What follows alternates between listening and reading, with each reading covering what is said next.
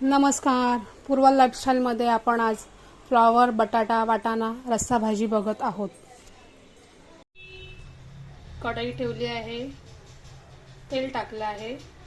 आता त्यात बारीक चिरलेला कांदा घालत आहोत। कांदा नरम होईपर्यंत ढवळत राहायचं आहे। कांदा नरम झाला आहे, त्यात आता आलं, लसूण, कोथिंबीर आणि एक हिरवी मिरची याची पेस्ट टाकलेली आहे। चांगली ढवळून घ्यायची आहे। आणि धुतलेला फ्लॉवर, वाटाणा, बटाटा तर हे सगळं तेलात टाकत आहे। चांगलं हलवून घ्यायचं आहे। मग आपण यात वाटण घालायचं आहे। चांगलं ढवळून झालं आहे। आता यात भाजकं वाटण टाकायचं आहे। भाजलेला कांदा खोबऱ्याचं वाटण, एक चमचा वाटण टाकलेलं आहे। हे चांगलं हलवून घ्यायचं आहे। वाटण घातल्यावर चांगलं परतून घेतल्यावर यात आपण गरम पाणी 1 वाटी टाकत आहोत। गरम पाणी टाकलेलं आहे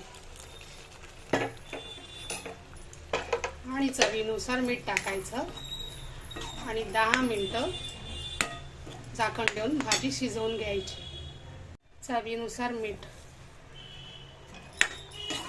त्याच्यावर झाकण ठेवून भाजी चांगली उकळी काढून शिजवून घ्यायची। झाकण काढून बघू भाजीचं।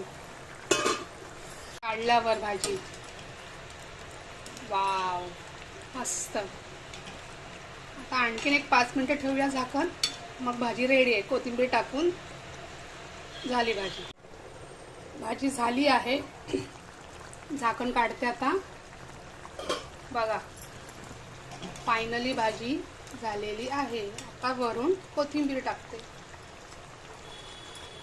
आणि गॅस बंद करते। फायनली भाजी तयार झालेली आहे। वाटाणा, फ्लॉवर, बटाटा रस्सा भाजी। मी फ्लॉवरचे तुकडे खूप छोटे छोटे करते, कारण मला मोठा फ्लॉवर आवडत नाही खायला। त्यामुळे नक्की सांगा कमेंट करून कशी झाली आहे फ्लॉवर, बटाटा, वाटाणा रस्सा भाजी। धन्यवाद।